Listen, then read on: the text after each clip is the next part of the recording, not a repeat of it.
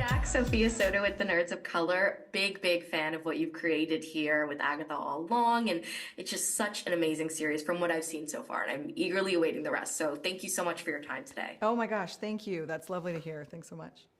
Of course. So Agatha obviously quickly became a fan favorite with WandaVision. I mean, with Catherine playing her, we all were prepared for that. But what was your favorite part about getting to now put her front and center for her own spin-off series? You know, what was my, I mean, I have a lot of favorite parts, in the making of this show, but I would say my favorite part in the opportunity to do a show about Agatha is the fact that she is not ambivalent about power. This is a lady who wants power. And it was really my first time, working with a character like that.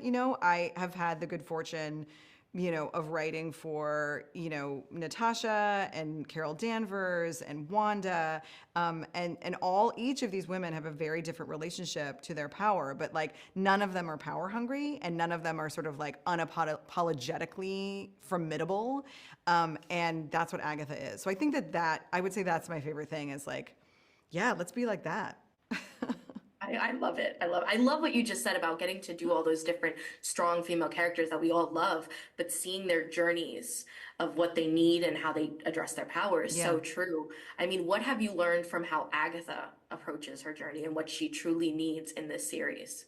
I think what's interesting about Agatha is that she is always sort of speaking the truth about mental health. Like she's so, villainous and self-serving, but like, in the penultimate episode in WandaVision, like everything she says to Wanda is true. Like she's calling Wanda out on all the things.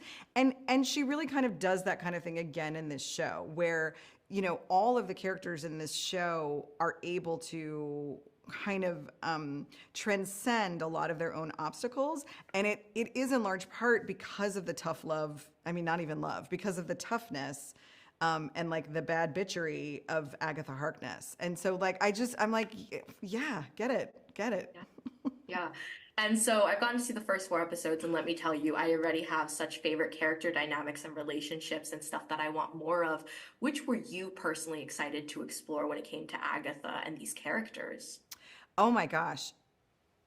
That's such a great question. In the writer's room, like, I think all the writers had sort of different favorites of like, pairings with Agatha, but also like pairings among the witches. But I think, we really endeavored to create like fully realized characters. And when you do that, then like partnering them with each other is so satisfying. So, we talked a lot about, I mean, obviously the Agatha teen relationship is so interesting because like he is such a fanboy, and she is the icon. And so like there's a very sort of like, he is very fawning and she is very dismissive, but also like really enjoys the attention. And so like that's very delicious. Then, Lilia's character, she is the older witch. And so we talked a lot about, Agatha and Lilia and how moments when Agatha would actually like look to Lilia or like pay her a little bit of respect.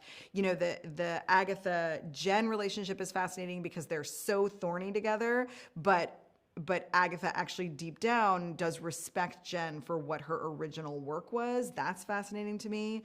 Yeah, I could go on and on, but you probably have more questions. No, I'm so excited to see the rest of it. I mean, I'm in love with what I've seen so far. And I do want to talk about Teen because he is really a big mystery in the first few episodes that I've seen, which I Yeah. thought was such an interesting choice. Why was that the right decision when it came to kind of introducing this character to audiences? And when can we kind of expect to find out more? Yeah. Well, so I think part of the thing that I learned about WandaVision, in making WandaVision was like how much we love the reveals, how much we love the mysteries. And so, in this one, I wanted to like really lean into that. And so it was a very early idea that we wouldn't be able to like even, and actually this is a hot thing that I haven't told anybody yet, but like that thing that goes up over his mouth, like it was Yes, the like yeah, it's like a yeah. zip, but it's like Yeah, and sewn together. Yes. we'll learn more about that. But the original idea was that it would be a redaction bar, sort of like in like a in like a TV way, sort of in a WandaVision way. It evolved because now it has like there's more to it, which we'll get to. But you know, so like the initial of it is like it's fun. It's fun to obscure a character and to tease out a mystery. But the truth of it is really about the effect of this mystery on Agatha. Like that's really why we're doing it.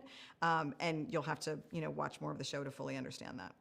Oh, you know I will be tuning in. Congratulations again, and really a pleasure speaking with you. Thank you for your time. Thank you, Sophia. Thanks so much. Thank you. Have a great rest of your day. Fanboys, professional artists, and professors. Maybe a nerd who's just like you, talking about the things that you like too. So I invite you to the NOC. In full color, you see me. The hard knock life. Comics, movies, and TV. Yeah. Pop culture with a different perspective. Watch it on your screen, hit play, so check this.